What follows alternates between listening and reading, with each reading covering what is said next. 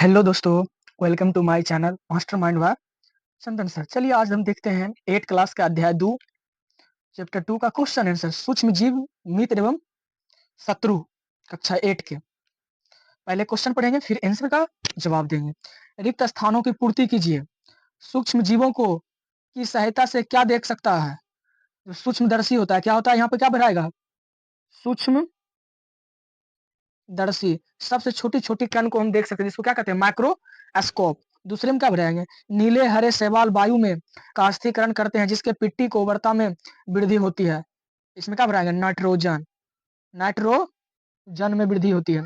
Alcohol का उत्पादक नामक सूक्ष्मजीव को सहायता से किया जाता है। क्या किया जाता है? किया जाता है। इसमें ईस्ट बढ़ाएगा। क्या बढ़ाएगा?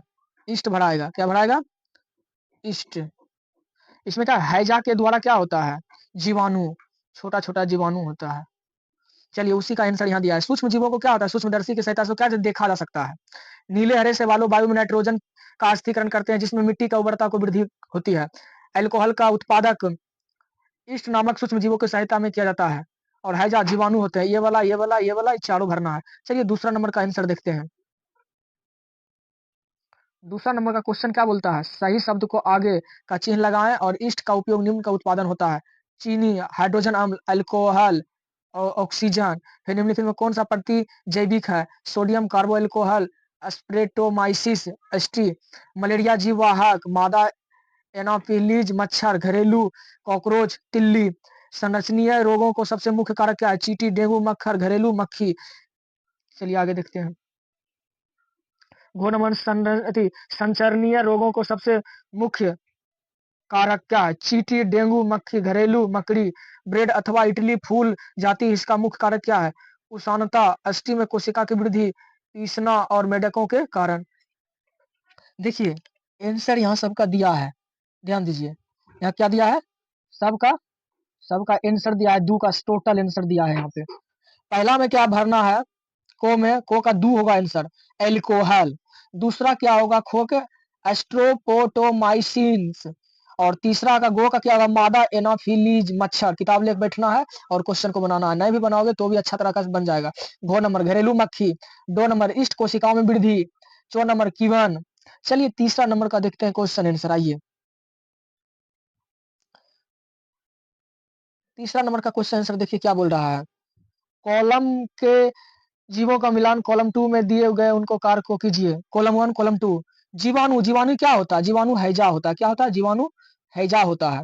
और दूसरा राइबो राइजोबियम राइजोबियम जो होता है नाइट्रोजन से होता है। क्या होता है? नाइट्रोजन से होता है। तीसरा लैक्टोबैसिलियस क्या चीज से होता है? दही जमना से होता है। क्या होता है? लैट्रिकम दही जमना से होता है। ईस्ट ईस्ट जो होता है ब्रेंड की बैंकिंग से होता है। ब्रेंड की बैंकिंग से होता है। और 2 नंबर दो कौन चीज होती? घो 1 मिनट उल्टा मिला दिए क्या?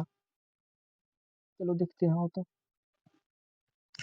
और ये देखिए 2 नंबर जो होगा, ये दो जो होगा ये होगा मलेरिया के द्वारा। क्या होगा? एक प्रोटोजुआ प्रोटोजुआ जो होता है मलेरिया के द्वारा होता है। फिर एक विषाणु जो होता है एड्स के द्वारा होता है। कौन सी के द्वारा होता है? एड्स एड्स होता है शोषण करने से। क्या चीज करने से होता है? एड्स शोषण करने से। एक विषाणु क्या होता है? एड्स होता है शोषण करने से, जो बार बार करने से एड्स की बीमारी हो जाती है। चलिए 4 नंबर देखते हैं। 4 नंबर देखिए क्या होता है? क्या सूक्ष्म बिना नियंत्रण की सहायता से देखा जा सकते हैं? यदि नहीं तो वे कैसे देखे जा सकते हैं? 4 नंबर का आंसर देखिए। नहीं, सूक्ष्म जीवों को नग्न आंखों से नहीं देखा जा सकता है क्योंकि वे बहुत छोटे होते हैं। इन्हें सूक्ष्मदर्शी की मदद से देखा जा सकता है। चलिए 5वां नंबर का आंसर देखते हैं। सूक्ष्म के मुख्य वर्ग में कौन-कौन से हैं? सूक्ष्म जीवों को 4 प्रमुख समूह को वर्गीकृत किया गया है। बैक्टीरिया, कवक, प्रोटोजुआ और कुछ शैवाल। चलिए छठा नंबर का भी आंसर देखते हैं। 5 कंप्लीट हो गया। चलिए छठा देखते हैं। वायुमंडलीय नाइट्रोजन मिट्टी का आस्तीकरण करने वाले सूक्ष्मजीवों को नाम लिखिए।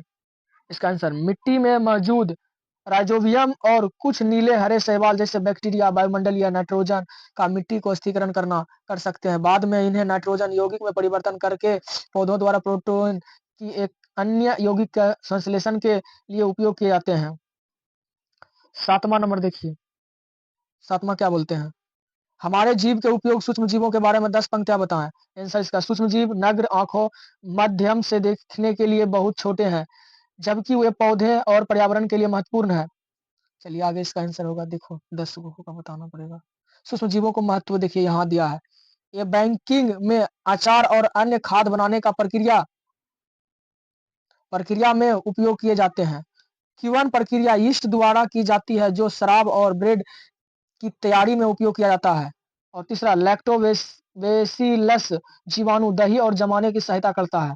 प्रदूषण कम करने के लिए सूक्ष्म जीवों का उपयोग किया जाता है। उनका उपयोग वायुमंडलीय नाइट्रोजन और ठीक करके मिट्टी को उर्वरता बढ़ाने के लिए किया जाता है। कई दवाइयों और एंटीबायोटिक्स तैयार करने के में भी सूक्ष्म जीवों में उपयोग होती है। कुछ रोगाणुओं का उपयोग सीवेज और उद्योग अपशिष्टों को जैविक उपचार में भी किया जाता है। 7 नंबर कंप्लीट। आइए अब 8 नंबर का क्वेश्चन आंसर देखते हैं। सूक्ष्म जीवों द्वारा होने वाले हानिकारक प्रभावों का संक्षिप्त विवरण कीजिए।